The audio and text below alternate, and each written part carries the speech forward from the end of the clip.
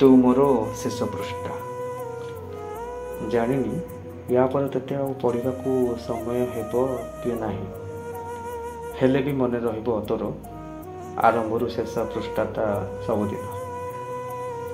ଇଚ୍ଛା ରହେ ସବୁବେଳେ ତୋତେ ପଢ଼ିବା ପାଇଁ, ହେଲେ ଶେଷ ପୃଷ୍ଠା କହିଦେଇ ଯାଏ ଏହିଟି ଅନ୍ତ କରିବା ପାଇଁ।